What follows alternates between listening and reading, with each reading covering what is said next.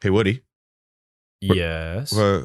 Where's Darren? Did you forget to send him the Zoom link? Darren deserves a week off.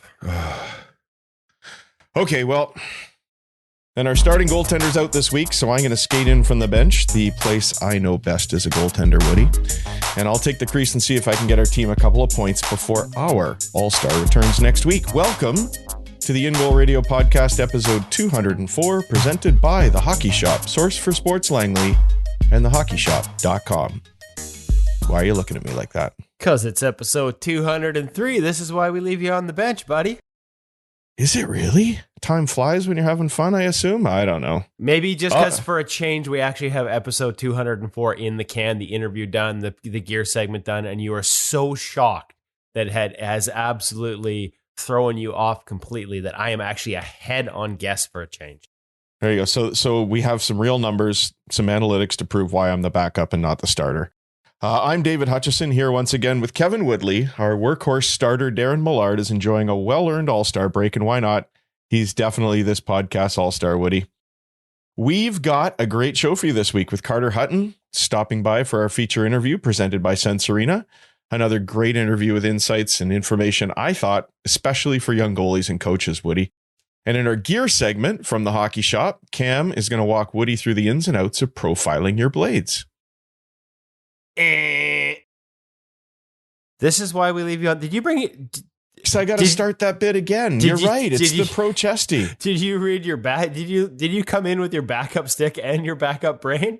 Oh, I'm not leaving this bin. I'm not leaving this in. I thought you're doing a good job at chirping me. That's twice I've made this mistake too, isn't it? No, it's just because, like, honestly, like it is because we so rarely do we have two in the can.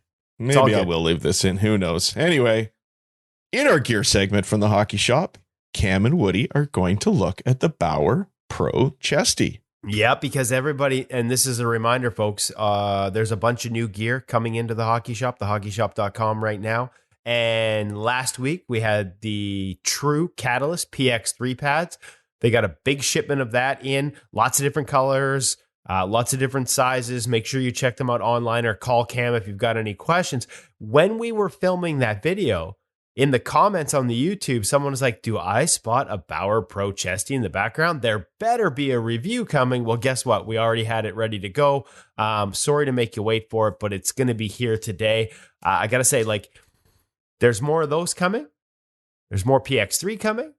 And this one we're going to redo in the coming weeks, a Warrior G6 overview, because there's a bunch of that in stock. And I know there are some big fans of the Warrior line that have been wondering about, with the plastic polycarbonate the slide plate on the knee.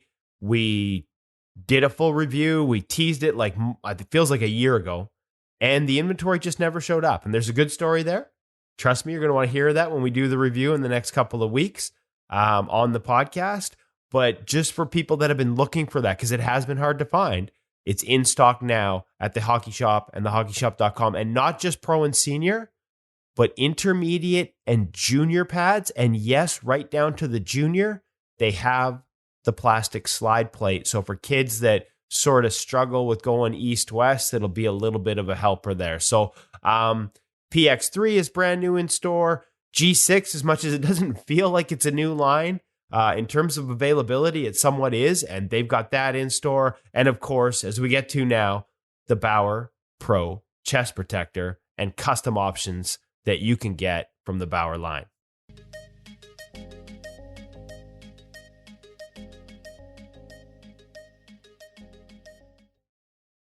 Welcome back to the Hockey Shop, source for sports. We're here in Goalie Utopia, Cam's Crease, Cam's Corner.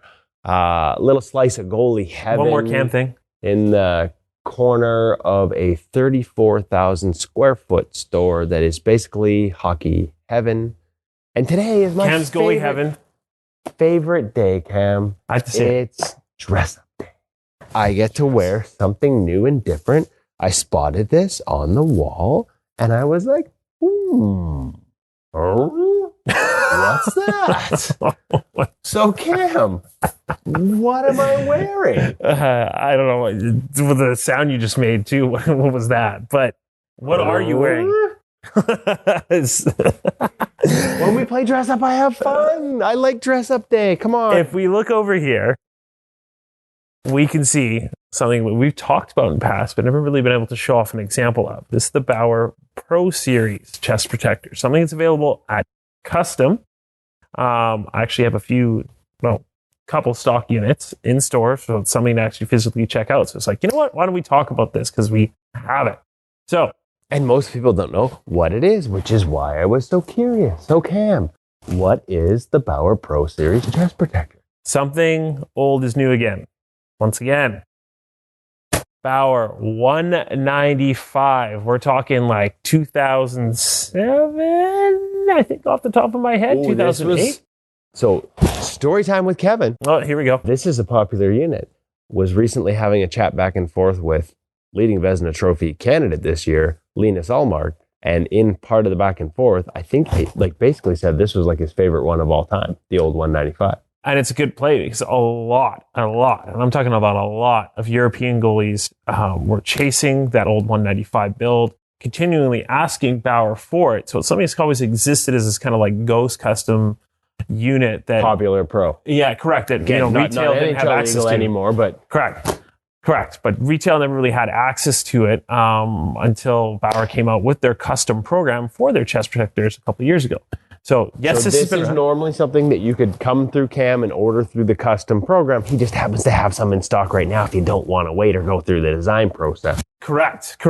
So walk me through, for those that are younger than you and I and don't remember 2007. I have trouble remembering 2007 myself, but that's for a very different reason. What was it that made this chest protector so popular? Stand up for a second. So there, that works better.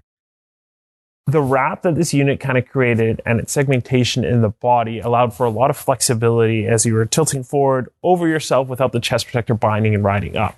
So this it really moves. It doesn't turtle shell on me. Correct. Well, still offering some great size to the unit. These hard plastic shoulder claps that add a little bit to your profile in that, but also create supreme protection. Like you're not getting cracked in the shoulder and getting hurt through this unit, for example. So that was one of the big selling features, especially to those pro guys, is that once again, any of that rising shoulder shot or anything like that, you were covered, you were protected, you were safe. Arms, still some good flexibility. Right out of the box. In custom, we have the ability to either beef these up or completely change them to something else. So you could like put Hyperlight or like mock arms, for example. So again, there's a little bit of a ability to mix and match here. Obviously, I have the custom program. Again, one reason it's probably not going to be ever NHL legal. Like the one part I love about these older arms. Look at how squared off they are. Correct. Like from a blocking surface standpoint. If you face the camera for a second and go seal that up, you can see how that top floater comes in. Yeah, it's not hitting your arm and skipping into the net, folks. That's nice and squared off and headed somewhere else. I like that. Correct. So once again, great size to the unit, great overall protection level, great shape. A little bit more rudimentary in terms of its adjustability. It's basically just two straps held on by the shoulders, and that kind of brings the body up along with the arms a little bit, or lets it out, depending on your personal preference. That all said, though, this is one of those units that put it on, it fits properly, you're going to have a great unit. And it's, once again, it's always been a little bit of this kind of unicorn. Like I said, I have an example here in the shop, but you can always custom order one for you at any time. You can give me a call at 604-589-8299 or 1-800-567-7790. We can chat about it. See, I was happy, I was smiling, it was dress up day, and now there's unicorns. It's like I'm 5 again. Yeah, 2007 was a rough time for you, eh? If you got any questions about Bauer's custom program with the chest protectors or this beautiful unit, make sure you give Cam a call. He gave you the numbers. Check them out at thehockeyshop.com. Because they've got these in stock, you'll be able to find them online as well. Correct. Thanks, Kevin.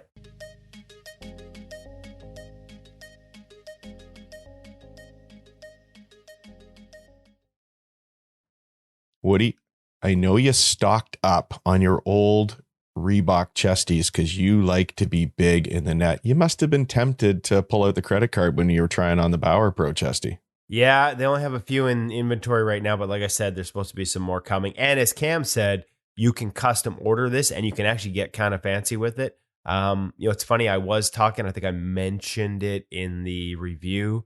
And if I didn't, maybe I should be careful here, to an NHL goalie that just wishes they could go back and get the old Bauer 195. And that's pretty much what this is based off. And you can see it's pretty damn comfortable. If you're listening to the podcast, you can't see. So I would then highly recommend you go check up the YouTube review so you can see it on us and see some of the features, just how big it presents, how comfortable it is, how mobile it is.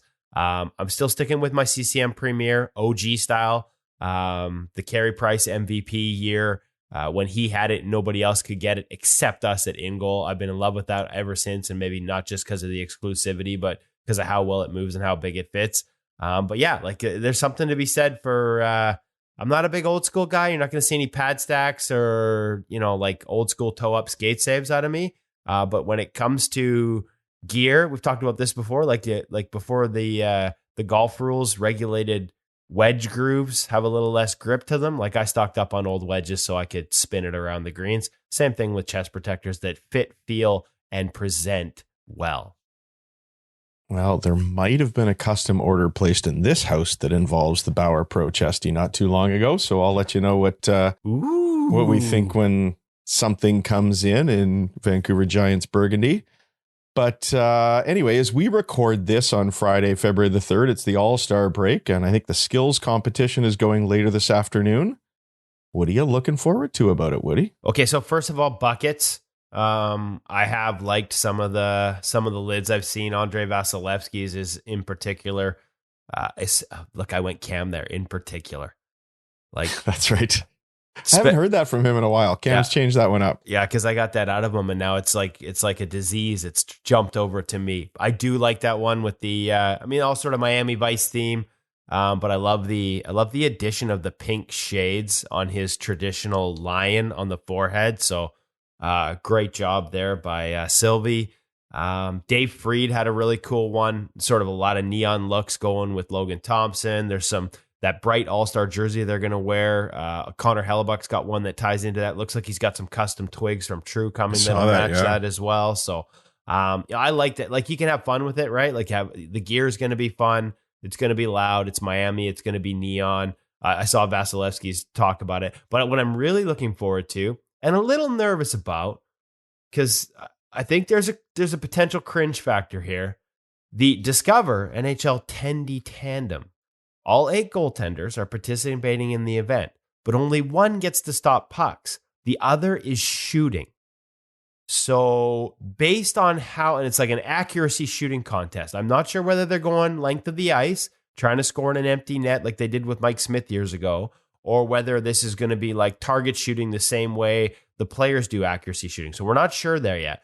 But based on how your partner does shooting the puck, the other guy in the partnership, so by division, then has to face rush chances.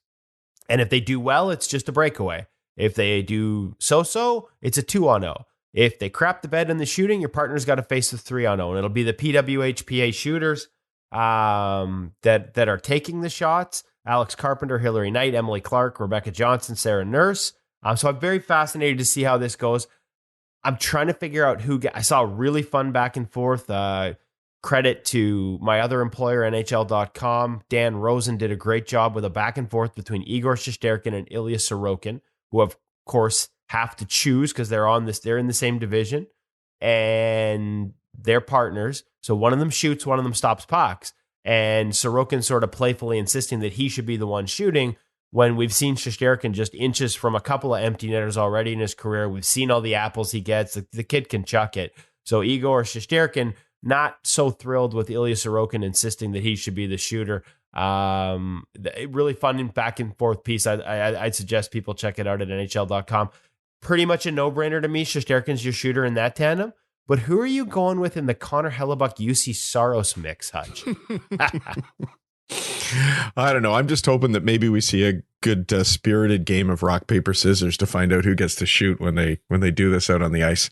But how about Your old buddy Roberto Luongo making an appearance in the pads too. Yeah, I'm thinking he might regret this one pretty quickly. I think he's already said he's regretting this one pretty quickly. Yeah, they played the alumni game and everyone was looking for him to be in net. Not a chance that he was in net for the alumni game. He was playing out. I'm curious to see what he breaks out. How about Roberto going on Twitter and asking fans which mask they want to see? The old school Pink Panther or the last one he wore was sort of the bold new logo and the gold sort of gold flake on it. I voted for the Panther. Me too, 100%. Yeah. I loved it when that was a part of every, like that was iconic, right? Like Lundqvist's mask with the statue, like with Lady Liberty. Yeah, I wish he'd stuck with it. Yeah, the Pink Panther should have stayed here in Vancouver even when he got traded. So I'm voting that one. Now, he's kind of hinted that there might be a special set of gear coming out. I'm looking over my shoulder. I'm looking at the first ever copy of Goalie News magazine with Roberto Luongo, the cover feature. My co-host, maybe? My first time ever writing about goaltending. And I'm looking at a set of gorgeous yellow and white co-hosts. And I know there were some that mixed in red as well. Like, if Lou throws back to the old co-hosts, I might, like, all the gear nerds in the world might just absolutely lose it. I'm excited to see what happens. I'm a little worried for the NHL, though, because if it's the shootout he's in, they had to go to some pretty weak goaltenders so they could guarantee some goals going in with these guys. So if you got a Hall of Famer in net, we might not be seeing a whole lot of shots, but I'm sure we'll see a lot of comedy because he's got a heck of a sense of humor. Okay, hold on. Who are you talking about? Like the bad goaltenders for the breakaway? Is our friend? Well, not this year. I think we might see some Kane Van Gate and some Nick the Goalie in there. Well, then for sure there'll be no goals. That's right, because people forget. Like, people like to chirp. There's other sort of Instagram personalities that like to chirp KVG. What I don't think a lot of them realize, there's one guy in particular that really likes to rip on him, who has yet to play at a level that KVG played at in terms of actually being on a roster at a Div 1 school. And yeah, he didn't play. He was the third goalie at Bowling Green. But, like, I know NHLers that played against him. So, and played with him on that team. So it's kind of funny how he gets chirped, the alter ego, but the guy behind KVG can play. He can play, and he could play at a pretty high level. Nick the Goalie is awesome. Works for Sportsnet here locally in Vancouver. So super excited for him. A little bit jealous, I'm going to admit, but super excited for him to be down in Fort Lauderdale in Florida for the All-Star Game festivities. Seen some of the behind the scene reels, easy for me to say, with him and some of the other quote-unquote influencers that are down there as guests of the NHL. I'm kind of hoping we get to see them as part of the All-Star Game festivities. You mentioned it. They don't like to put the NHL goalies in the breakaway relay type stuff, and so they're always looking for targets, victims at times. So let's see if that ends up being our friends Nick and KVG. Well, notice to anybody at the National Hockey League who is listening right now, when the shooters get shut down by KVG and Lou, you know you can always reach out to Kevin Woodley next year and you'll be guaranteed a flood of goals. Yeah, and I don't need blue M&Ms or like my rider is basically just, I need a backup stick for warm-ups, and that's it. There you go. And we won't let Darren Millard be part of it next year either. No, he's too good. He's too good. He knows what it's like to face NHL shooters. He might mix in a save, whereas I would not. Yeah, I'd be willing to bust out my old Cooper Brown gear if I got a chance to come out there for NHL shooters, but I think I'd probably be too chicken. 100%. Those guys are brave. I'm kind of like, this is going to be funny because we're recording this, and by the time a lot of people listen to this, because it'll launch right before the game, they've probably seen this. So fascinated to see which way it goes. You kind of bailed on me there when I was asking. Hellebuck Saros, I think we got to go, with all due respect to Connor, maybe not the strength, the shooting. So Saros is shooting that one and Connor stopping shots. Linus Ullmark and Andre Vasilevsky. I don't know. I back it up though. Okay. Back it up though. Because if it ends up being a 3-on-0 rush, wouldn't you like East-West UC Saros in the net for it? Yeah. Because he's quick. Helly's the best. Helly's the best in the game one-on-one. UC might be the quickest East-West outside of maybe Andre and Shesterkin. And man, there's a lot of good goalies. There's a lot of good guys. So we'll see which way that one goes. Now here's another one for you. Linus Ullmark, who just missed an empty net at the outdoor game, or Andre Vasilevsky. I gotta be honest, I haven't seen Vasilevsky geez, I can't talk today. I haven't seen Vasilevsky chucking the puck around as much in practice, just because I haven't had a chance to see him in practice. But I have a funny feeling he might be better than we think. So I'm curious which way that one goes. Who's shooting and who's stopping in that one? Again, I want to see Vazzy in net if it turns into a 3-on-0, because you're going to see a behind the back glove save probably, and it's well worth it. Ooh, yeah, I can handle that. Now, Yeah, so it's not always about picking the shooter. that's true. But last one. That's right, because if you pick a bad shooter, you're going to get more highlights in the saves because they got to face more. They got to face a 3-on-0. Stuart Skinner and Logan Thompson, the all rookie goaltending tandem out of the Pacific Division, never before happened. It's been a long time since we've had one rookie. We got two rookies at this one, Skinner and Thompson. I'm thinking Stu probably got some lessons from Mike Smith. There are times when Stu tries a little too hard to look like Mike Smith out there, and that comes from him himself. I'm thinking I'm going with Stewart on this one, shooting.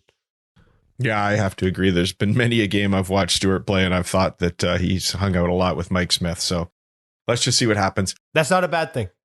But again, like you said, I think we're not sure what the actual shooting is like. So right, is that going to be a factor? Yeah, you got to score in an empty net, or you got to chuck it. You're going bar down from 10 feet. Yeah, that's a totally different story. Speaking of Mike Smith, saw him at the rink the other day. He was in town when the Oilers were in town. Bugged him, leaned on him, told him we need him on the podcast here now that he's not playing. So the seed has been planted. We are working. We are efforting, as they say in the radio business, to have Mike Smith as a guest, because you know that would be a sick conversation. Oh, it'd be outstanding. And he looks like a big, scary caveman, but he's really a cuddly bear and a great guy to talk to. Oh, so, one of the nicest guys, 100%. Yeah. Hey, reminder, we do have Carter Hutton coming up in our Sense Arena feature interview. Speaking of nice guys. Yeah, speaking of great guys. But before that, I know we're past the halfway point, Woody, but how's the Vezina race looking right now? That's a good question, Hutch. Anything the metrics might be telling us? That, I mean, everybody, I know Allmark is the runaway favorite at this point, both in terms of the way the GMs like to vote with wins and losses and the regular stats, save percentage, goals against average, where he's the league leader. But is there anybody else we might look at if we go a little further down the list? Well, he's still got 30 games left for a lot of teams. So, there's a lot of runway for guys to make second half pushes. I mean, you think of the second half that Thatcher Demko had last year to get into some of these conversations. The one thing I would say, the one guy who's making a push, at least based on workload and totality, and he was a Vezina finalist last year, is UC Saros. Yeah. We've seen the heater he's on. We saw the 64-67 against Carolina. I think he followed up with a shutout. He's had so many good performances, I can't even list them off the top of my head of late.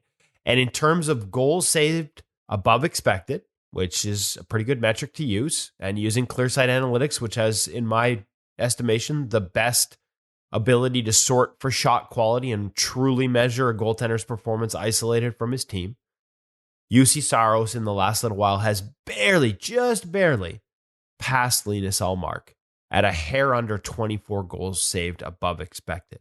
Now, that is about volume, right? On both ends of the spectrum. The more you play, the more chances you have to sort of increase that. And this is where Linus's case, I don't want to say it's weaker, but where other guys are making a strong case to push, because he's sharing the net. We are back into a straight tandem, pretty much with the Boston Bruins. And 60-40? Yeah, I mean, it's getting closer, right? And especially because Linus played so much early. Now, I got to be honest with you. Selfishly, Woody, who chose Linus in his hockey pool, is not liking that. As we mentioned before, we also get 5 points for a shutout. So Linus leaving the game for 2 minutes to get his skate blade changed really kicked Woody in the nuts, because I could have used that bonus point. So all that said, and the argument that Linus plays behind a team that is excellent defensively, which is true. The Boston Bruins are a great team. You got more margin for error because they also score a lot, right? All that's true. If we filter it down on a sort of, rather than the totality where Saros is caught up in terms of goals saved, how about just on a sort of, you got per 60 metrics, how about just on a per shot basis, save percentage relative to expected? Linus Ullmark still leads the league and UC Saros by a considerable margin.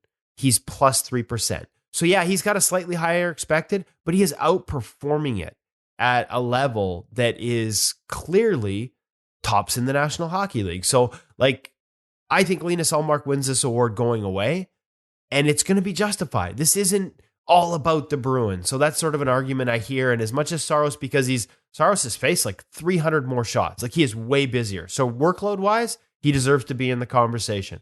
But when you break it down to sort of performance, and hey, listen, like your ability to do this while playing so much counts. So maybe Saros gets in there to the point where there's an argument to be made. But to me, it's still Linus Ullmark. The one couple of the parts where, again, goals saved above expected. Behind Ullmark and Saros is Sorokin, then Jake Ottinger, then Igor Shesterkin, Andrei Vasilevsky, Alexander Georgiev. How many people saw that coming in Colorado? 7th in the league in goals saved above expected right now. 8th is Connor Hellebuck. Here's one. 9th in goals saved above expected, and 4th in adjusted save percentage, because he also doesn't play a lot. Philip the Bus Gustafson. How are you feeling now, Ottawa Senators, about trading him away? He is having a hell of a season quietly for the Minnesota Wild. Wow. It's always love when you dive into that, Woody, and give everybody a look that's probably I know is a lot deeper than most people look. Well, like to me, where it counts, Hutch, sorry to interrupt, is like, yeah, like it's the surprises. Like we don't, like knowing that Linus is up there, like that it's not just team, like that helps. But like how many people had Philip Gustafson? Guess who's right behind Philip Gustafson? Again, much smaller workload when it comes to adjusted save percentage. How about one of us, Craig Anderson? One of us, old guy goalie. Yes, that's right. Craig Anderson is 5th in the National Hockey League with a 2.1 adjusted save percentage. Jake Ottinger's up there. Jeremy Swayman after a slow start. So this is the other one where, a lot of the talk about Linus Ullmark. Jeremy Swayman, who didn't have the start he necessarily wanted to the season, is back up into the top 10 with a plus 1.6 adjusted save percentage. So, Ilya Sorokin's up there in the top 6, but did anyone expect Semyon Varlamov to be right there with Ilya Sorokin, 10th in the National Hockey League in adjusted save percentage? And one more for you that might shock some people. Philip Grubauer, the forgotten man with the Seattle Kraken, has one of the lowest expecteds in the league. Again, small sample. He's gotten some really tough starts and some nights where they haven't played very well, and has outperformed it to the tune of 11th best number in the league. So for all the focus on Martin Jones, all he does is win in Seattle. Like Grubauer seems to have settled himself there, and I'll be really curious down the stretch if he gets more starts as a result. That's going to be an interesting second half there, I think, because the narrative maybe in the mainstream media has been that the one weak link for Seattle might be their goaltending, and that's not what things seem to say.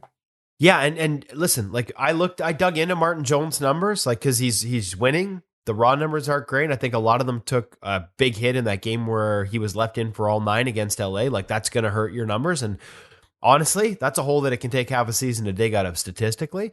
Mm-hmm.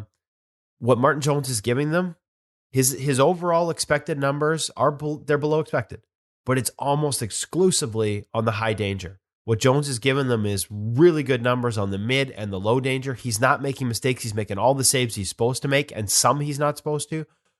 They don't give up a ton of high danger. And so, even though maybe you're not getting that level on those saves, he's doing what he's given them exactly what they need to win, and they keep winning. And so you have to tip your hat to Martin Jones has undergone a bit of a style and technical evolution in his game over the past couple of seasons. There's a lot more rotation in his movements. He's square, he's set. Like his foundation is better than it was when he left San Jose. And you're seeing that show up in some of these numbers, especially like just not making mistakes on the low and mid danger stuff. And that was something that was hurting the Seattle Kraken last year. I think they lost a little faith in the goaltending because some of those were going in. This year it's not. And for them, that's all they really need out of Marty Jones right now. There you go. A guy I love to watch. I love that structure that you're talking about. And I think just aesthetically, one of the nicest goaltenders out there to watch play the game. Now, you've heard about the goaltending meccas of Sweden and Finland. And of course, the rise of Russian goaltending over the last few years. But did you know there's another center of excellence in the crease? And it just might be Thunder Bay, Ontario. But before we tell you about that, Woody, let's just talk for a second about Sense Arena, who brings us our feature interview every week. And as the All-Star game is hitting the beaches in Miami, Sense Arena recently added their outdoor rink, the Lake Tahoe venue, and it's pretty darn cool. I feel like there's some tie-ins there. I feel like Thunder Bay is a place where you would play some outdoor hockey. You would play some outdoor rinks in Thunder Bay in the cold winters of Thunder Bay. But I would prefer, frankly, because I'm a soft west coaster. First of all, I'm going to prefer Lake Tahoe because it's a nicer setting. No offense to the Thunder Bay goalie mafia, because they got some good ones there. And I'm going to be honest with you. I'm really soft, so I'd rather do my outdoor rink playing indoors with a headset on in my basement. And that's what Sense Arena allows us to do. Yeah, it sure does. And now's a great time to do it because they've added a 7-day trial. So you can get in there for free if you already have the Oculus headset. They've also got a starter level for only $29 a month. And from now up until February 22nd, you can see that new Lake Tahoe venue in the starter edition. And after that, you're going to have that full pro plan if you want to be able to access the Tahoe venue. But the other thing you can do there right now, just for the rest of this week, so we just got a few days left in their most recent competition. So get in there and try some of the drills, go head to head against some of the other goaltenders at your level around the world. And Woody, now just imagine being able to face NHL shooters in a virtual warm-up before you hit the ice for your Tuesday night beer league game. Or maybe you've got a young goalie at home and they get to face an NHL shooter before they hit practice with their U13 or U15 team. Pretty cool overspeed training available. And I think it's an awesome chance to get into Sense Arena right now, not just because of the new packages they've got available, the new competition, but I think we know that spring tryouts are just around the corner. Playoffs are just around the corner. And this is a great opportunity for you to have an advantage training with Sense Arena and those NHL shooters when your competition probably isn't. So go to sensearena.com, use the code IGM50, and you'll get even more savings on top of the packages they've got. And try it today. I'm hoping that KVG and Nick the goalie got a chance to get in the Sense Arena environment and face some NHL shots, if indeed we do see them in the All-Star Game skills competition tonight. I don't think anybody's coming down in the breakaway challenge and going Brian Rolston full clapper off the collarbone like he did years ago with the Minnesota Wild against the Edmonton Oilers. I'm trying to remember the goalie that had to eat that one. I think there was damage done. I don't think anyone's doing that at the All-Star Game, but I hope those guys at least prepared for the potential for those speed of shots. And nowhere can you do that unless you're Darren Millard going to skate with the Vegas Golden Knights. No big deal to go play with NHLers. For the rest of us, the only place you can get a chance to face NHL shooters is our friends at Sense Arena in their virtual environment. Okay, Woody, I threw out Thunder Bay, Ontario. Can you clue in our confused listeners as our production assistant goes to the green room and grabs Carter Hutton? Well, how about Alex Auld, who begat Matt Murray? And when Matt Murray burst onto the scene with his 2 straight Stanley Cups with the Pittsburgh Penguins, he told stories about equipment donated by Alex Auld back into the Thunder Bay minor hockey program that allowed him to continue or fed and fueled the passion of goaltending for Matt Murray when he was young. How about Mackenzie Blackwood? How about Carter Hutton? There's a lot of great goalies coming out of the Thunder Bay area. And so anytime, I always joke, it's the Thunder Bay goalie mafia. And they stay in touch. Like we talked about Alex sort of paying it forward after he made the NHL and sending gear back and staying in touch. Alex, as Carter tells us in this interview, he ran into him recently in Thunder Bay, back home, seeing family. So there's a pretty good legacy there. Colin Zulianello, a goalie coach that we're really big fans of. He was with the Calgary Flame system for years. He went back home, to spend a little more time with family for the past couple of years. He's now back in the American Hockey League coaching the Seattle franchise down in Palm Springs, Coachella Valley. Very jealous of that as a landing spot to return to coaching. But game's better with Colin Zulianello coaching. He's another guy from Thunder Bay, does some work with has worked and touched on a lot of these guys over the years. So yeah, there's a lot of great goaltending coming out of a relatively small community in Thunder Bay. And nice to hear that Carter Hutton is back there. And I think that's what makes this interview so fascinating. Is we've had Carter on before. We've talked about his career. So we didn't dig into the, draft and the minutia and the coming up. It was more about reflecting on the key points of the career and key lessons learned. And in a lot of cases, how he's now applying them as he starts doing some coaching at the youth hockey level and with some of the higher end goalies from the area back home in Thunder Bay. To me, that's what makes this one of our better interviews. Some great insights from the NHL and how he's now bringing that back to minor hockey. And frankly, as I think I said in the interview, I know I said it to him off air, like there are some lessons and some concepts here that I think as a country we could embrace a little better and have a little more success in terms of the way we do goaltending, especially at the young ages, and the way Carter's getting out there and not necessarily looking to work with every goalie, but going out to practices and working with the goalie coaches so that they have something to continue to build on and build with at the next practice when he can't be there. It's a great approach, and I think there's a lot of lessons there and in other things that Carter shared with us. Presented by Sense Arena from the goaltending mecca of Thunder Bay, Ontario, it's Kevin Woodley sitting down with Carter Hutton.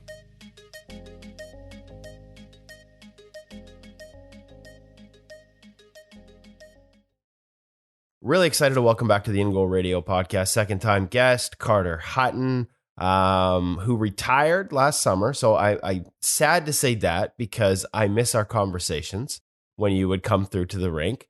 As much as I think there are probably a lot of goalies that, oh man, I'm going to Vancouver. That means Woodley's going to ask me a bunch of stupid questions. You were always very patient with them and always had great answers. Just catch us up on life back in Thunder Bay a little bit, and maybe go back to that decision and where you were at. I know injuries played a big role in your last couple of seasons. Just maybe let's start off with how things are going now, Carter. Oh, well, first off, Kev, thanks for having me.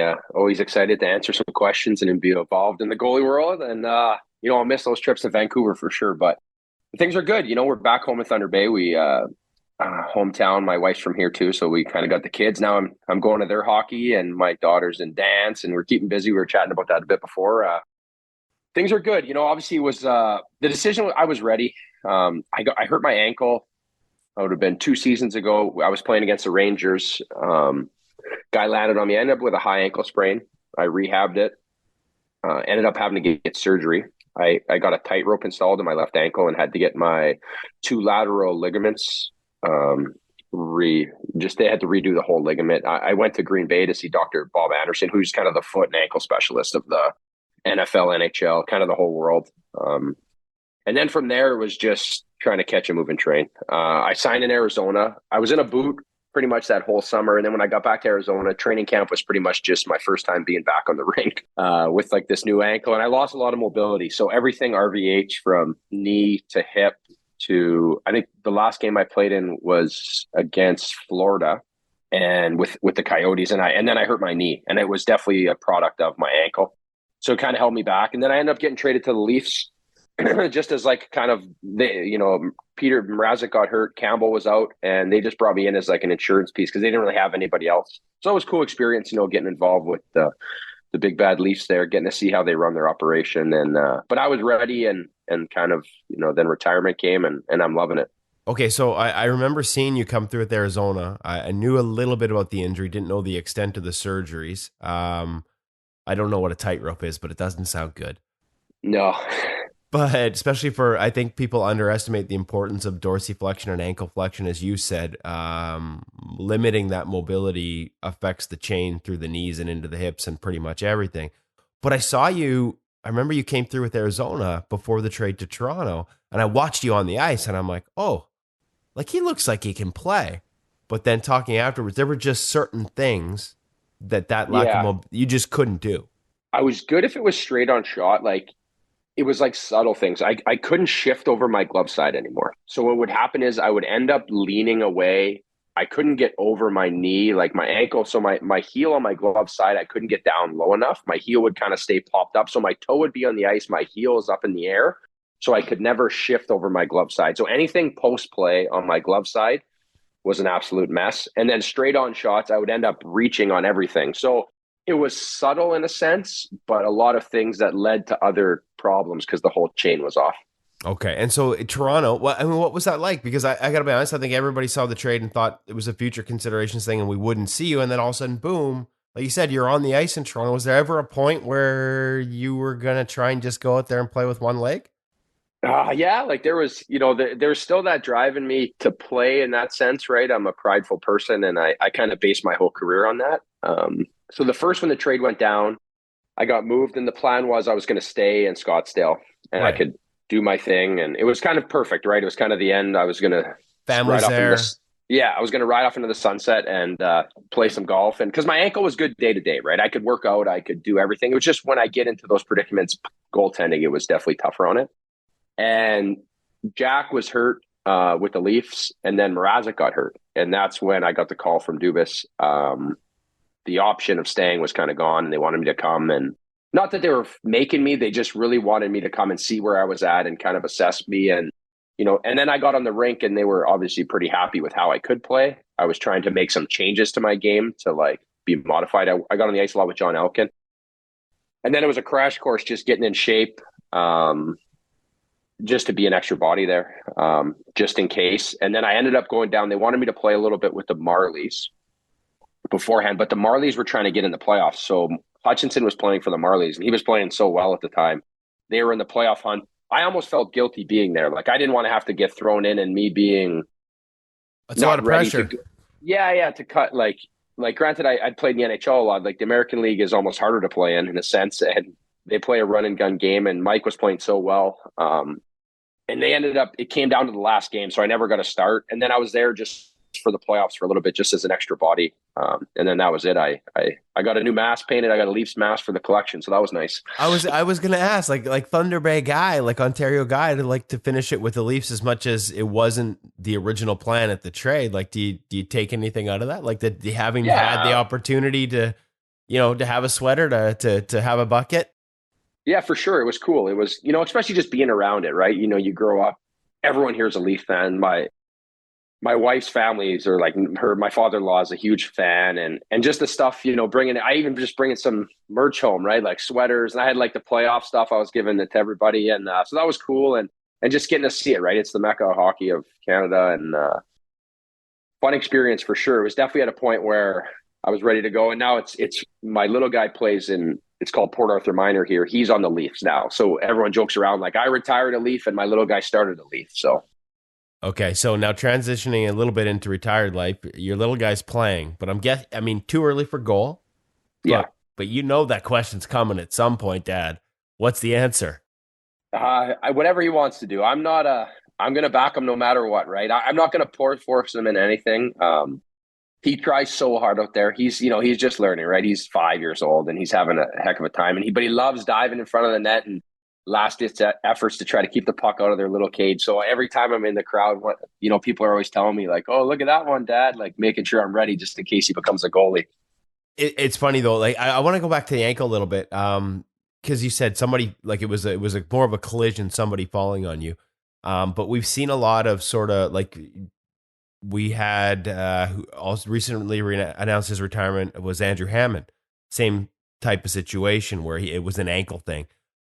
Do you, like, when we look at the importance of ankle mobility, like, is there any part of you, because yours was a surgery and that limited your mobility, but how close an eye are you keeping on sort of, we've seen some evolution in skates. We've seen some different things that are trying to free up some of the ankle mobility. I wonder, as a guy who went through it, was playing a certain way, had issues with ankles, and again, injuries versus like I'm hearing from guys that freeing up that ankle mobility is starting to help with some of the wear and tear they're feeling in the knees and in the hips, and a better understanding of maybe how freedom in the ankle can help with wear and tear up that chain. Yeah, for sure. I think it's something we need to evolve into. I believe like RVH kind of just crashed on the scene, right? So we started using it so much. And then we're not thinking about long-term wear and tear. We're just trying to evolve in the moment. And we're wearing these skates where majority of the time we were standing up or we were VHing, where we're not in such a predicament where all that pressure is hunched over that skate. So I think evolving with the equipment as well as with our bodies makes a big difference. And I think I was somewhere in that in between. I started to learn RVH while I was playing in the American. And I already loved my skates super tight. Anyone who played with me would laugh because I would always joke, I taped my ankles so tight. I love the VH skates. Well, true now. But I would tape my ankles so tight because I love the flexion of having that stiff springiness. and being connected straight to my blade. So there was no wobble when I was standing straight up, but was not great when it came to RVH, the pressure I was putting on an ankle. So I found even in my tibia bones, like my shins would be killing me all the time. Every time I got a new pair of skates, and I would just keep pounding through it until I built up that durability where I think long-term looking back, that probably wasn't healthy for my hips and knees and, ankles. And I worked a lot with Marina Mountain on like ankle mobility, doing my cars and trying to gain that mobility. But it was, again, it's tricky, right? You get in a season and you're just pounding away on our bodies. Well, you gain all that, you do all that work with Maria, and I'm glad you mentioned her because I know you did a lot of work with her over the years. You do all that work to free up that mobility, and then our equipment takes it away. And like you said, like I remember the sock tape, right? Like it wasn't just that you had some skates that were locked in, but you locked those babies in like you kept the sock tape companies happy. Yeah, I know. I always laughed every time I joined I joined enough teams. So, or if like a player would get called up or somebody got traded, we'd be like getting dressed before a game. And if the music was off and I'm taping my skates, it was always kind of like an embarrassing moment with a new guy. They'd be like looking over at me, like as I'm taping the heck out of my ankles, being like, "This is our goalie." And I just always tell them, "Hey, it's included in my contract. Tape's free, so let's take advantage of it." You and Marty Biron, I don't know if you ever saw that story. He was going through like a whole roll every time he taped them up, but his skates were so old.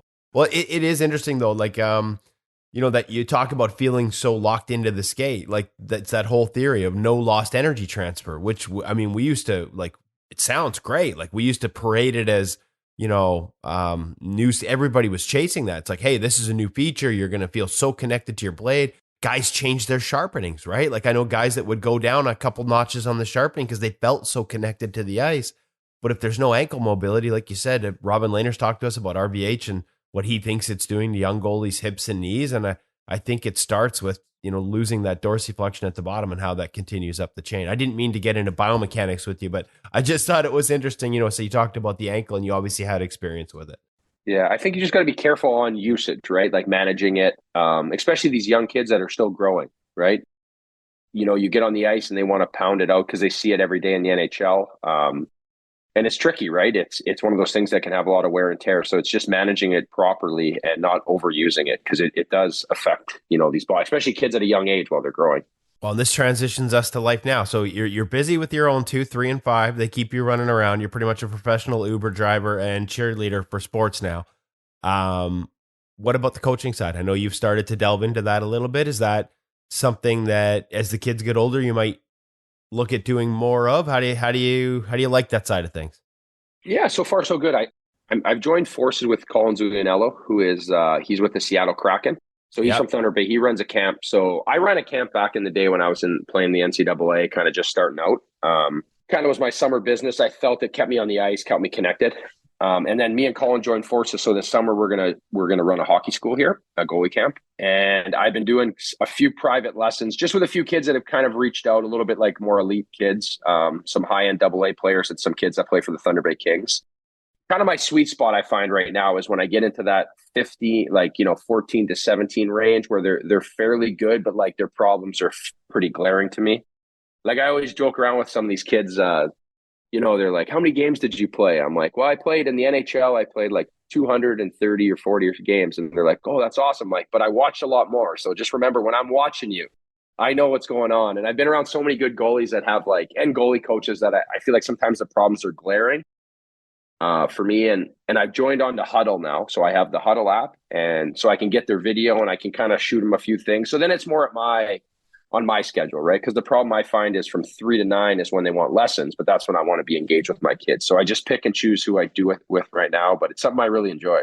And I mean, I guess that's great too, because like you said, it gives you got control over your schedule right now. Like, my guess is knowing how well regarded you were as a goalie and as a student of the game, you wouldn't have any trouble if you wanted to get into the pro ranks as a coach, but not something you're interested in right now because there's other priorities at home with the family. For sure, right? I think, most of guys know like how much like for me, my wife sacrificed her career too to, not that she, we were fortunate, right? We were able to, gain some financial freedom playing this great sport. But at the same time, there's other things that we give up, and for her, giving her a chance to try to pursue her career and kind of taking the back seat here for a little bit. But at the same time, still staying attached to the game so I can stay sharp and keep up with guys like you who are right on the ball here. Well, you know what? It reminds me of another Thunder Bay alumni from the National Hockey League. I've had this conversation over the years, and he ultimately actually ended up going away from coaching, but he was coaching pro. Was Alex Auld. Yeah, I just actually saw Alex. He was in town there. We were at the bowling alley with our kids, and he was there. They were in town for Christmas, so I had a good chat with him. And he's obviously a student of the game as well, and a great guy. I think he's pretty busy in his wife's business, but I think he still enjoys goaltending for sure. We love chatting. Okay, so the Thunder Bay, I think I used to call it the goalie mafia from Thunder Bay. Like, there's a proud tradition there. It's not a huge community, but like you think of Alex, yourself. Matt Murray, I don't know that he gets back there anymore, but is from there. Mackenzie Blackwood, I'm probably missing some guys. Like, what's in the water? Like, what is it that, on a per capita basis, that's, at a time when we're talking about, Canadian goaltending, you guys turned it out pretty good. Yeah. I think just having guys come down the pipe too. Like for me, I kind of developed a little later on. Like Alex was kind of the guy, right? He was playing, I think for the Canucks at the time, or Florida, back and forth. And I was just starting out, and, just having guys like that around to learn from, to be with, to be able to skate with. And then I'm a big believer in what Colin's been doing the last years here. He's really getting goalies at the younger ages, at the, U7 ages. And then they're kind of coming down the pipeline. So they're learning the right things right away. Where even now I've done a few practices just for friends, and going out for an hour or two with a goalie, I don't think is the answer. For me, I'm more trying to teach the coaches, where I can leave them with some stuff to like, this is the way we play the game now, right? Where some of these goalie coaches at younger age, you're not getting the high end training, where, these are guys that are working full-time jobs that aren't goalie experts. Maybe they played in the 90s, they played some goal up to maybe midgets. So the game's kind of evolved, right? They only know things the way that they know it. So I'm a big believer in guys like me and Colin and giving back to the game and trying to help people understand, the grassroots that lead to success, and making changes on the fly. I got to say, like, we're obviously big fans of Zuli as well. Got the pleasure of being at a goalie conference with him in ironically, Nashville of all places, years ago with one of the group, the Mike Valley's group at the time, put on a symposium, and got to know him a little bit. And so glad to see him back in the game this year. Again, another guy that sort of took some time off for the family side. Nice to see him back in Seattle. Also nice that it's Palm Springs. We have to go visit him at some point, right? Yeah. Tough, poor guy. Yeah, exactly. Everybody wanted that gig. But giving back like that, I mean, I love the giving back aspect. And I know that talking to Alex and Mackenzie Blackwood, the inspiration they took from you guys ahead of them, Alex ahead of you, and then yourself, is big. I love the fact you give back to the community, but I want to get into that teaching other coaches aspect.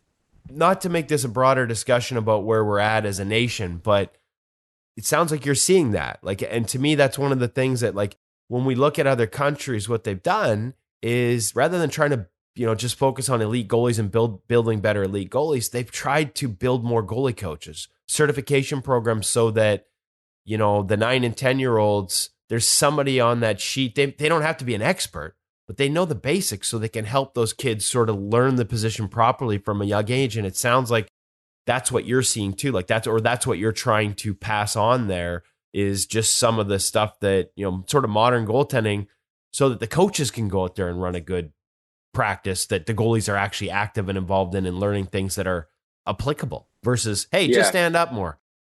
100%. Right. And it's being able to make those adjustments, right? Like where I find, when I've gone with some goal, sometimes I'd go out to a practice and help out a friend, right, who's coaching a U11 team or U13 team. And the goalie coach, I'd be like, I always ask them to just pretend I'm not here to start. Just tell me what you're going to do, so I can kind of feel it out and see. Granted, the way we're doing, like some guys are doing VH and they want them, 3 feet outside the crease when the puck's in the zone, and trying to explain to them that, like, trying to create some more like efficient goalies at a young age. So then as you grow and as you get more powerful, it's already there. You're setting that foundation. But I find my time is more valuable teaching a coach that can grab those concepts and then hold on to them and be there all the time to help those kids. And I think that's where starting a like more consulting basis is where my time is more valuable, because I do value my time, right? There's only so much time in a day. You know how it is with kids and life. But I want to help out, and I want to keep Thunder Bay up the snuff, keeping up with goalies and be involved in the pro world any way I can. But I think that is the secret sauce, is helping the coaches that love goaltending, that want to teach. And there's so many resources out there at the same time, right? You could pull up any YouTube videos. You can find stuff on Instagram, wherever you go if you're looking for it. But being able to filter InGoalMag.com. InGoal magazine, right? But you know what I mean, right? Yeah, exactly. Trying to like, how do you filter through what is applicable to that age, right? We're maybe giving these coaches the tools to make those recognitions off from InGoal's info. Yeah, no, that's perfect. And it's funny you say that, because again, to me, that's the ultimate program. Like, don't focus just on the goalies or one specific goalie or one specific age group.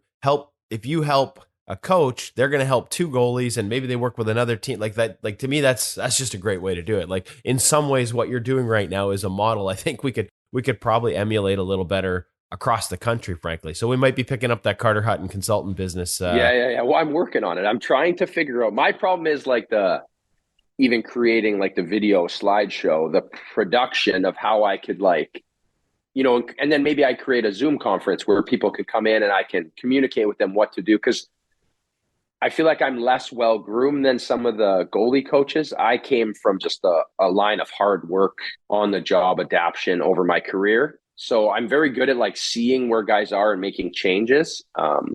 So I think that happy medium where me and Zuli will work well together is he has the goalie school coach, NHL coach grooming, and I have like the on-the-job experience. Even there was a play yesterday as a perfect example. I'm working with a young goalie. He's 15, plays AA, big kid, growing into his body, 6'2", RVH. He's trying to figure out if he should put his glove forward or backwards when he's on his glove side, right?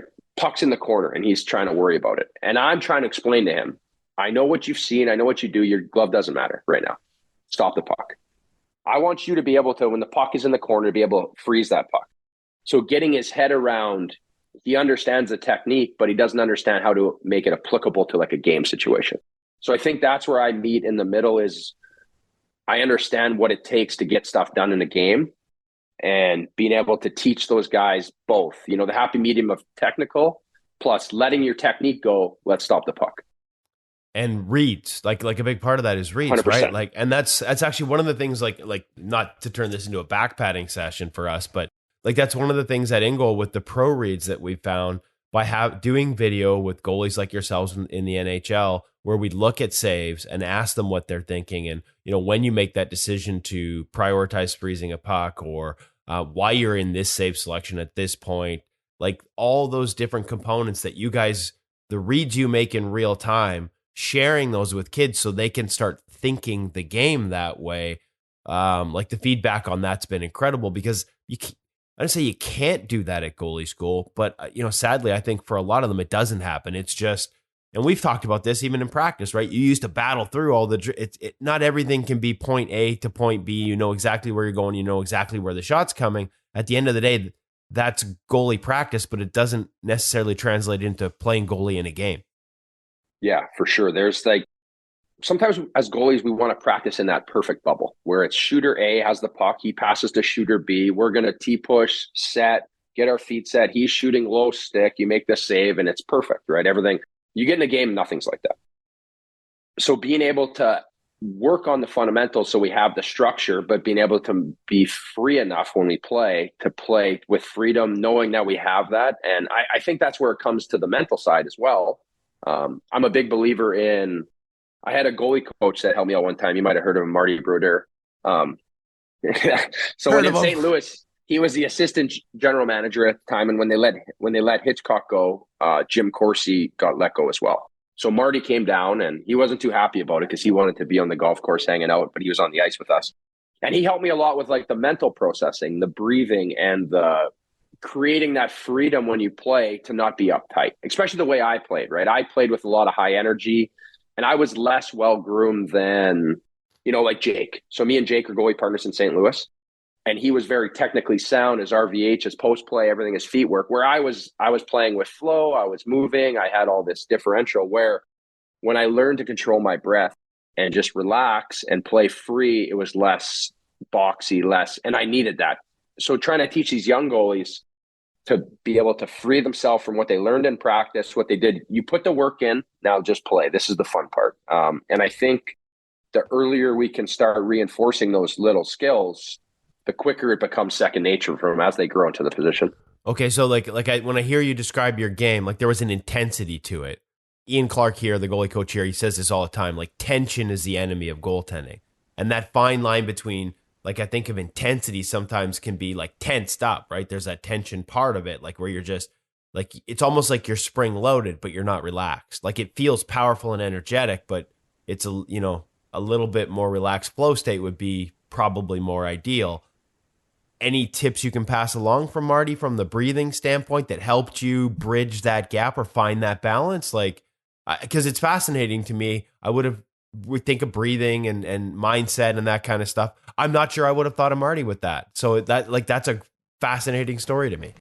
Yeah, it was great. He was, and then you think about his career, right? He had a lot of games where he's seeing minimal shots and he's making those big saves when he needed to. So obviously the mental attachment to the game. So we would work a lot on like 5-minute segments in a game. So 20 to 15 would be a 5-minute overtime. I'm just going to win that 5 minutes, right? Whether there's timeouts, whatever it was, instead of looking at a game, because there's games where I was playing in my career, you knew it was a big game, and maybe it's the day before, the day of, you start thinking about things that are out of your control. I start thinking about, we're playing a big match, and you're like, oh man, what if they get a power play goal early? What if they do this? Where even in those moments, I would learn to breathe through it. We're good, clear it. I can't control that, move on, get focused. So when it came to a game, and I had worked on it so much in practice, I used like a red line in approach where the puck would cross the red line. I would get my gap, and right there it would be a big breath in, a breath out, and it would almost set the tone for the in zone play where I would still be breathing. I'm still working hard. I'm still in this flow state, but I've relieved that tension, that Ian talked about, and I can make saves. I can be reactionary. I can be that like bulldog mentality that makes me successful without being so hyper focused and tense that I can't control a puck, that I can't play. And then if there's a whistle or the puck leaves the zone, I would relax again. And I'd kind of come out of it. Because for me, I had the most success. A TV timeout, I'd come to the bench. And when I was really feeling it, I'd be joking, having fun. I'd get back to the face-off. I would have a little bit of self-talk I would go through, reset myself for the face-off. And then whatever time it was, okay, we're battling from 3 minutes left to the end or till I get my next whistle. And the puck's in the far end, cross the red line, reset that breath. I'm relaxed again. I've relieved that tension, but I'm competing. Love it. I love it. When you're doing drills, when you are out there with the goalies that you work with, especially the higher end ones, again, I think we've got a series up at InGoal somewhere still from years ago where you talked about that importance of battle, how not everything can be station to station, and about embracing some of the drills in practice that a lot of goalies just turn off for because it's not game realistic. It's it's situations you never face. Trying to pass that along to the kids, and I'd be curious what types of drills, like, do you have drills you want to include? Because you're right, all the foundation stuff's still there, the point to point and becoming efficient, that still has to be part of what you do. But are there any that you like that are favorites that are sort of like, hey, let's get that battle level up? Can you put games into it, ways to get kids sort of competing out there while they're also working on the technical elements? I think sometimes I like to do the pre-shot work technically. And then from there, I love incorporating a little bit of unpredictableness where it is, he might go this way, he might go that way, it could go here, adding a little bit of elements where we can't just get locked in on a play. Because I find sometimes with the younger kids, when you give them a play that they're locking in on, their feet become so stationary. And then as soon as it moves, everything becomes a lean or a slide or instead of a shift. So I'm trying to I'm a big believer in that pre-shot work, but still being able to shift while we're in a set position, right? I love Sorokin and Shesterkin, like their pre-shot work and just the way that they manage the crease and edge work.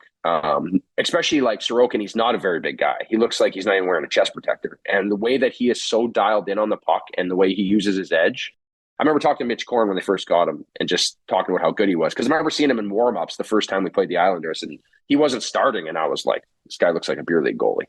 Like, no offense. Like, he just didn't have that pro presence, especially you see guys. And then you watch him play, and you're like, he is just a laser to the puck.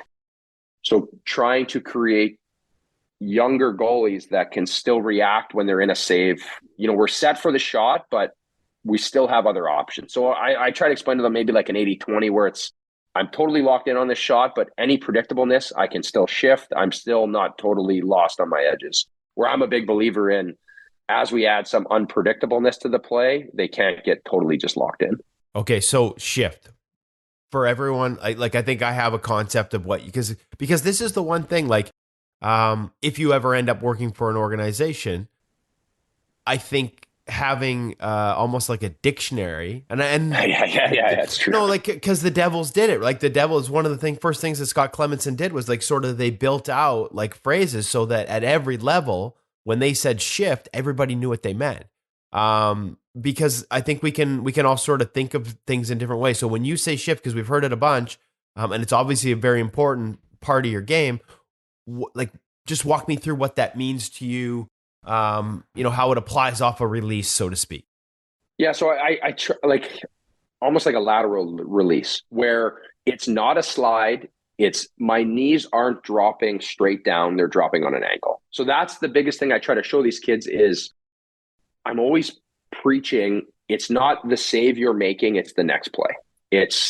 You might make that save, but if we're disconnected, we have to reconnect to get to the next part. So I try to talk about staying compact, and if the shot's going blocker side, our knees are shifting to the blocker side. So all I'm doing is releasing that blocker side skate a little bit so I can drop into it. And at the same time, my glove side knee and pad can stay connected where it's not like a big shift, because we might make that save, but if the rebound comes back the other way, now we got to recollect ourselves to go, where we're giving our best chance every time we can stay connected wherever we're moving to the puck.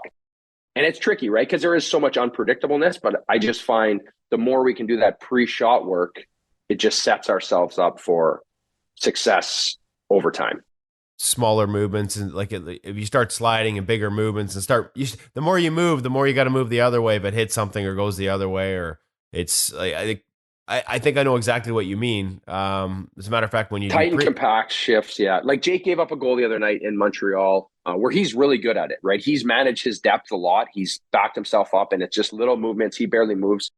He's shifting to his blocker side, goes back glove, but he leaves his feet early. And this is Ren. I'm not going to throw him under the bus, but like he's a guy that I would like want kids to watch because he's so efficient in how he plays, and he's really evolved his game. It's depth management, and it just sets him up for the most success, right? It's different. It's a read too. Like if a guy's coming in, it's a one-on-one, you have pressure. Yes, maybe you grab some more depth to cut down some angle.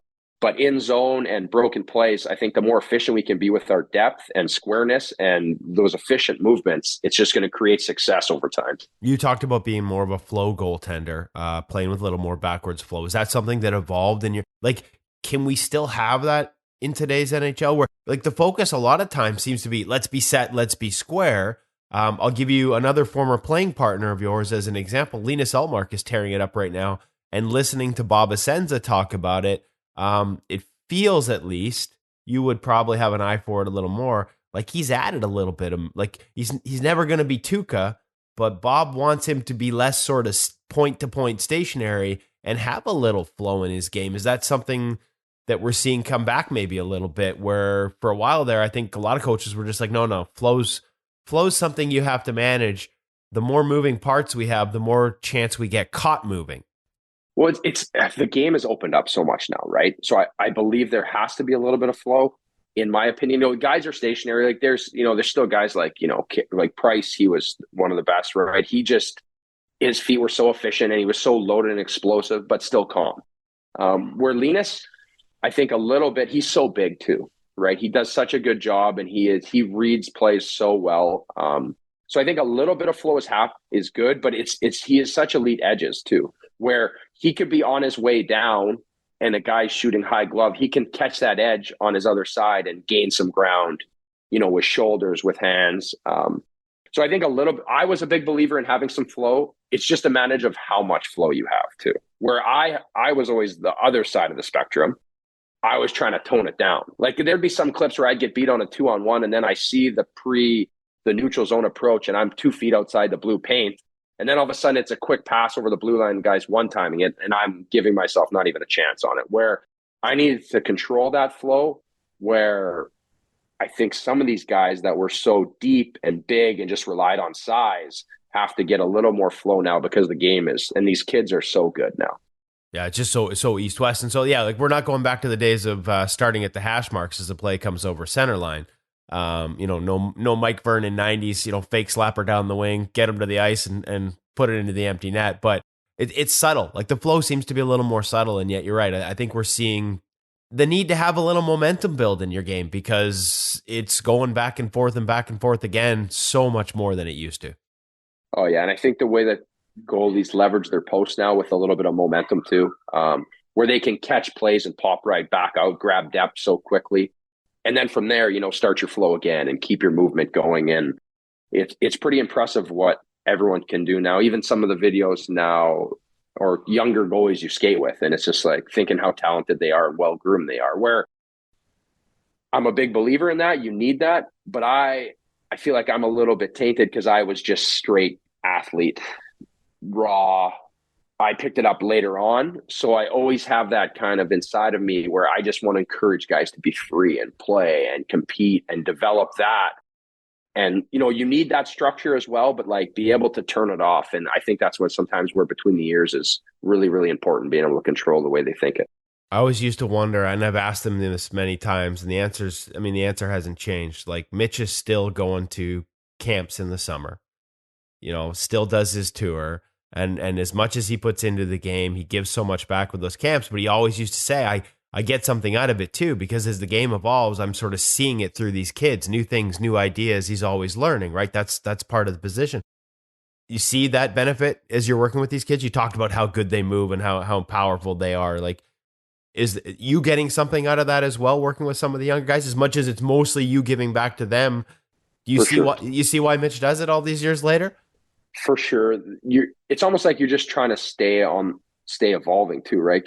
And there's no other better way to do it than like being at the grassroots too, as these kids develop, right? Even for me all through my career, I feel like I learned so much from the goalies I played with.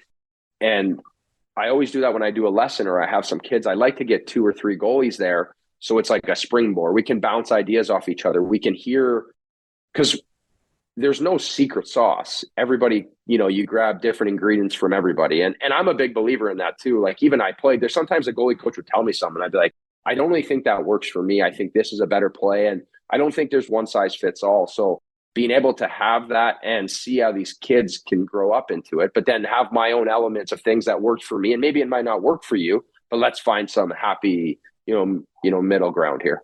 Is that like, that's what makes this position so beautiful, right? Like, you could have somebody who knows everything about the position, and they probably still can't tell you that there's one way to play it for any one person. No, and I don't think anyone who tells you it has to be this way, I think they're just trying to sell themselves. It's not like a true love of goaltending too, right? Where I feel like sometimes when there's too many resources out there, the water can get a bit muddy, where you need to just be able to take it. If it's not for you, move on it, and then find those inefficiencies in your game and see what pattern's going to work or where your special sauce comes from. Okay, so that's another good question, because you talked about having a lot of different partners, a lot of different goalie coaching voices over the years. Finding that balance between new information and staying true to what you know it works for you. Like, you have to be receptive, but that temptation or feeling like maybe you have to do what the new goalie coach is asking because he controls your future. How do you find that balance? Any advice for kids that are going through that? Because every year they change teams. There might be a new voice. There might be some guy from the 90s telling them to get out to the hash marks and stand up, stand up, stand up. How do you build that? We throw information at kids all the time. How do you process it without being overwhelmed by it and not start chasing change just because you saw somebody do it on Instagram or YouTube? I think that's where you become a student of the game too, right? You have to learn yourself. I really enjoy when I get these younger kids out, I ask them what they want to work on. I try to say, like, where in your game do you think you need improvement? Like, granted, I could run a few drills with a kid, and majority of these inefficiencies are pretty glaring to me. I like them to learn themselves, because I find the quicker you can make your own adjustments to your game, the light bulbs start coming on, you really start to evolve. Because that's what worked for me, for sure. And again, I know there's lots of pressures, especially when it comes to, we're talking about travel teams, elite teams, and there is that, you want to be the goalie coach's guy. But I also want to think that we can get these goalie coaches to a point where it's not one size fits all too, right? We're going to start filtering out that old school mindset of, like, you have to play my way or you're not playing. And again, it comes back to that battle of the athlete being a good teammate too, where I would tell a younger goalie, you're never competing against the other goalie, in my opinion. You're competing against yourself. Breaking that mentality of, like, well, if, like, when I played with Linus, right? Really good partner of mine. He would play well and I would be excited for him, like, truly excited for him. He's a good friend of mine. And because if he plays well, that's good for the team. If I don't play well, I'm not going to play anyway. Whether he plays well or doesn't play well, I need to worry about myself and my minutes and how I'm going to take care of myself. So breaking that mindset and those inner circles that sometimes we surround ourselves with at a younger age, where you have mom, dad, for some of these really talented kids, agents, friends who are insulating you from the real world, it's not your problem. You played good. The team played bad. Instead of being able to be self-aware of your game and assess your game and be honest with yourself, what you need to do when you finish playing or practicing, looking in the mirror, what I need to do. So I think that's really important, to keep these kids attached to the real world, not worried about so many other things. If that makes sense. It totally does. And is that something you experienced at any point? Like, you fought for everything through your career. Is that something you saw in others, or did you have to go through a point of that too, where were there any points where it's like, hey, I got to, like, step outside my bubble here and just do an honest self-assessment as opposed to just listening to what everyone else is telling me? Like, it sounds like that comes from a learning experience at some point, because it's really good advice. For sure. I think the American League is where I really found that. Was you had all these players that were so good, that were the best junior players, best NCAA, and then it bottlenecks, right? You have these guys that struggled. You're not on the power play. You're not starting every game. Where I had already fought for so much, I almost had this, like, more mental freedom of, like, if game went good, game went bad, whatever happened, I didn't play, right? Because of my first year in Rockford, I was on an East Coast contract. And I was with Andrew Allen, who was awesome. And we had Alexander Salak, right, who didn't want to be there. And it was this weird dynamic because the Hawks kept playing him. And I was playing really good at that time. He had come back from injury. But I kept that, like, dog on a bone mentality, whether it was practice, where it could have been easily broken, in the sense of I was surrounded by teammates who were like, this is BS. You should be playing. You're our guy. Why are they playing him? Why are they doing this, right? And you have family who is like, well, if this goalie gets hurt, you get a chance to play. If he gets hurt. So you start to, like, let that stuff creep into your life. I'm worried about a guy not playing good or getting hurt. For my personal success, where's my energy directed? That is just a horrible way to think. And it's tricky, right? Because people around you, they don't do it because they actually want someone to get hurt. They just want you to succeed. And that's the wrong way to go about it, in my opinion. And I think for me, seeing that in the American League, the way it is so cutthroat and guys are so worried about getting chances, getting this, getting that, I felt I could draw on those experiences of my shortcomings early in my life, getting cut from teams, and as I developed, it really helped me a lot. Just great advice. Awesome advice. I love it. Listen, I could probably keep you for another 20 minutes with general questions all over the place. You and I could talk forever. I do have one more. You said you got a place for, you got the Leafs mask on the wall somewhere.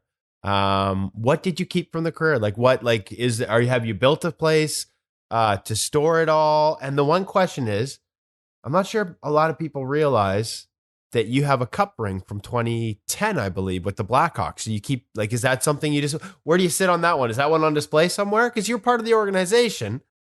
I know this is my first year home, so my parents still have the cup ring. I had it with my mom and dad have it. That was kind of my dad's keepsake, and friends would come over, he'd be showing it off. That's cool. So they saw, I have the cup ring. The only thing that I kept, I have a few friends that have, like, jerseys and sticks and everything.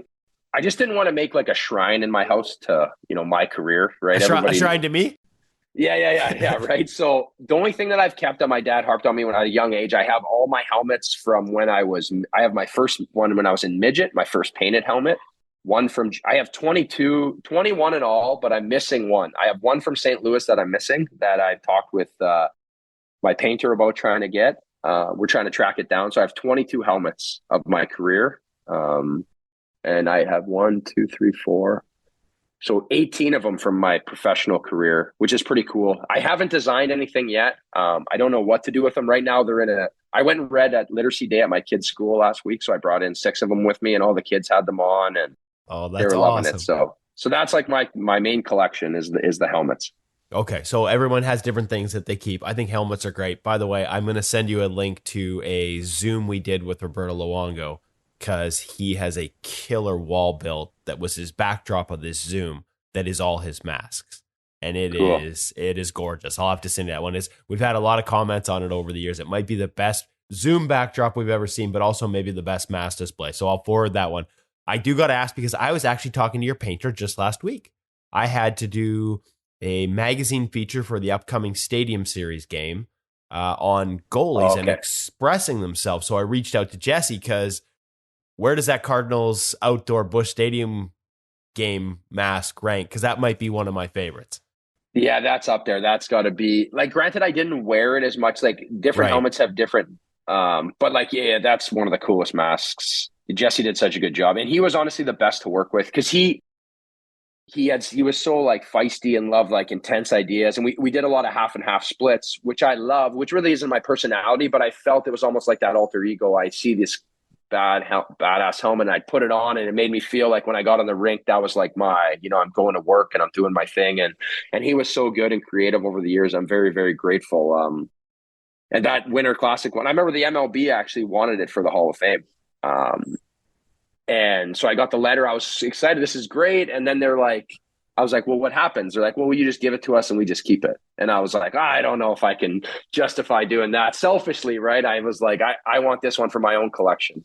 Well, not to mention there, if I'm not mistaken, there's an Ozzie Smith autograph on the back of it. Is there not? There is. That was actually great. When Ozzie came to see it, I had all the retired players from the Cardinals and he came to the dressing room to see it and he just grabbed it. He's like, do you want me to sign it? And I was like, sign away. I don't care. Let's do it. And then during the game, I had it signed and it had the signature on the back because we hadn't played the game yet. So I was wearing it with the Ozzie Smith signature on it. On the back, he was doing the backflip on the back plate. I thought that was perfect. Put him on the back doing a backflip. Yeah, it was kind of a great idea. So I kind of wanted to evolve that. And then we had the general idea and then I just give it to Jesse and he just knocks it out of the park every time. Awesome. Okay. Hey, listen, I am actually going to let you go.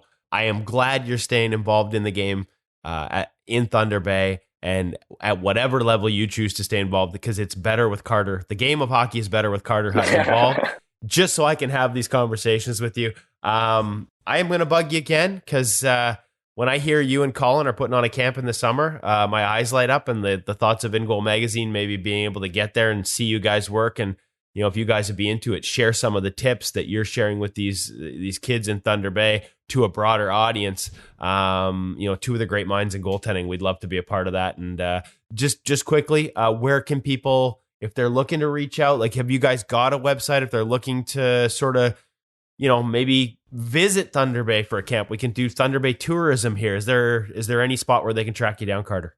We're coming up with it right now. We're just kind of working on our logo because we're just rebranding. But you can keep an eye out on my Instagram. Okay. I'm going to kind of start turning my Instagram into our platform to use that.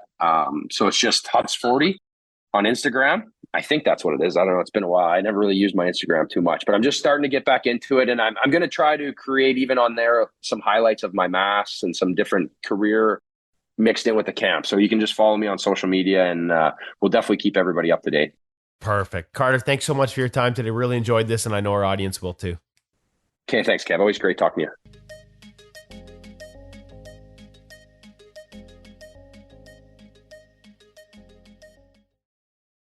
Okay, Woody, that was another great chat you had with Carter. As a coach, I really enjoyed his insights because you could sort of hear as you were talking, he's in this mode right now where he's developing his own coaching philosophy and tying together his development as a pro and now how that applies to younger goalies. So it got me thinking about my own coaching. And as a parent, I love the bits about just playing. Like, don't worry about your glove position. Just go out there and play the game. Well, and you remember we had that series at the old website. We should probably rehash that one where he talked about, one of the ways that he maintained that in the National Hockey League was to make sure he didn't shy away from the drills that a lot of goalies get sick of, like the battle drills at the end of practice that were, that's life as a backup. And yeah, some of them weren't game realistic. Like some of them were very unfriendly to goalies. And we have this conversation a lot. And I've been guilty in the past of being like, oh yeah, like practice sucks for goalies. Like, how do you manage it? And he's like, no, man, you embrace it. You find ways to battle and compete because you're going to get into unpredictable situations that aren't goalie friendly in games too. And if you've got that point of reference for some instinctual saves, if you've done it before, you don't get frozen in a technical box. You're willing to go outside it because you've done it. We've heard that from other guys, Chris Dreger, guys over the years that have talked about how they battle in practice, especially when they're backup role, and they're not really, as worried about conserving the energy of maybe a starter who's going every second night, how that fuels into their game when they do get a chance to play. And so there's some really good lessons there. And there were some really good articles. I think we did like a 3 or 4 part series back in the day on the old website. We might have to pull that one out of the archives and put it up on the new site. Yeah. I mean, look, I've said similar things to many a young goaltender. When you're in those unfriendly situations, how many coaches have 2-on-0 drills, 3-on-0 drills, and it drives young goalies who think they have to make every save crazy. And I just say, look, this is your chance to be a hero. They're supposed to score on every rep. So you make a save, you're a star. And I've seen a lot of kids really embrace that, and they just love those opportunities. And it's all mindset. Yeah, no, 100%. And like I said, I've been guilty of writing those articles in the past and about how the one thing I would say on that is the pacing. And you can't try and, like, if you try and make everyone, or you're trying to cheat, or you get into, that's where you can get into bad habits. There are ways to approach these drills that allow you to take them away, like you said, mindset wise, as a positive, and put yourself in a situation where, like Carter battled for everything in his career. And I thought he had some great insights there about the mindset that went into that. Hey, how about the breathing advice? Like, how about, for all we thought of Marty Brodeur, we all thought about Marty Brodeur as just playing purely on instinct.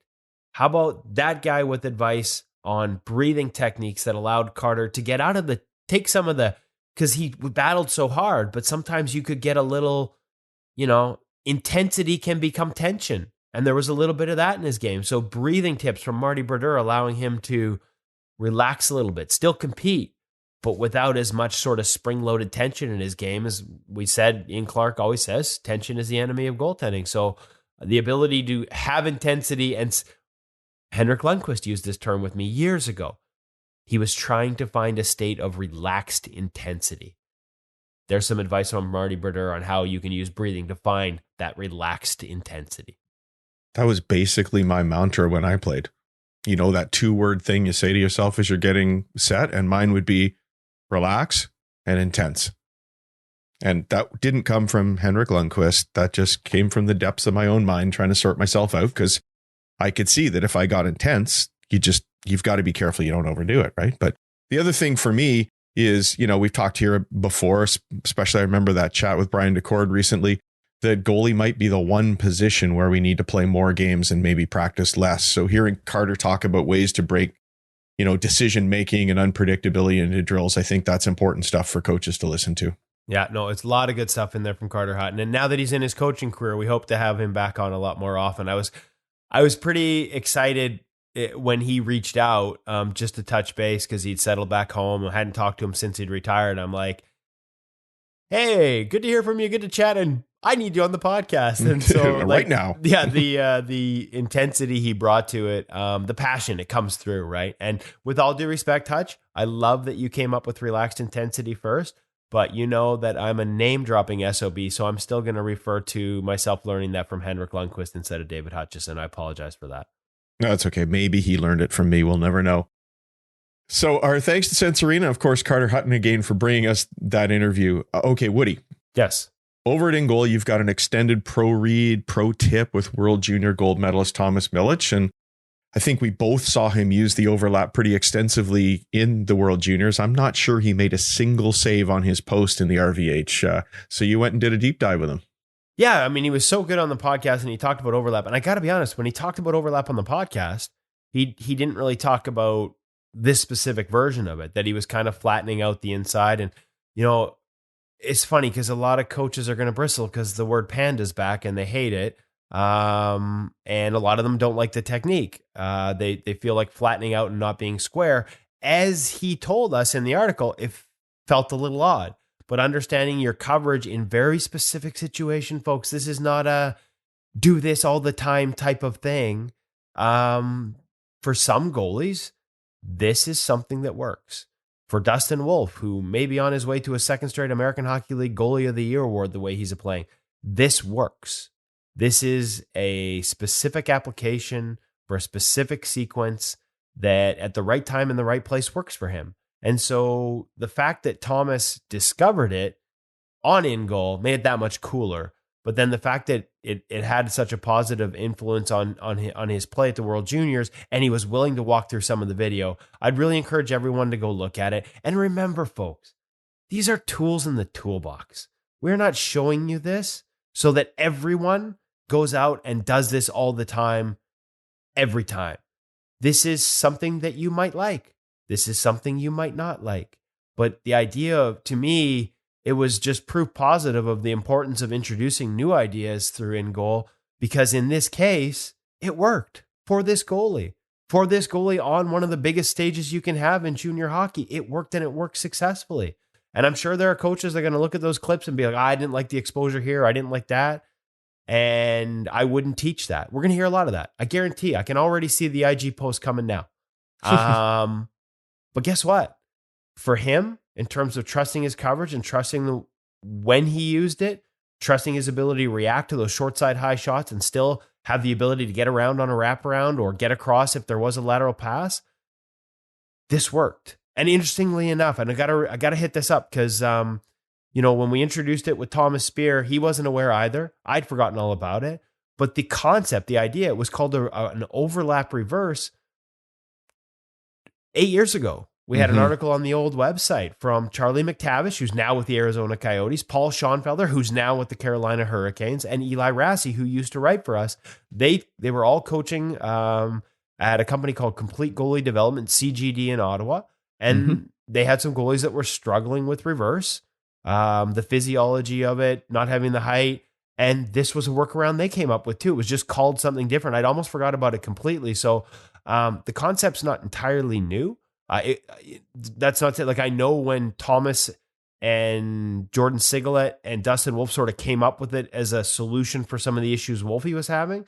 They hadn't seen that article. So this isn't we did it first, or they this is about the importance of shared voices and shared ideas. And, we always talk about being willing to try new things, but then also understanding what your foundation is and what works within your foundation and what doesn't. And that's a balance every goalie has to find. Carter Hutton, talked about it a little bit. Our guest next week, Oscar Dansk, who's had a whole bunch of different voices, he talks about it. So I think it's a really, I hesitate to say important article because that seems like we're patting ourselves on the back and we're being self-serving.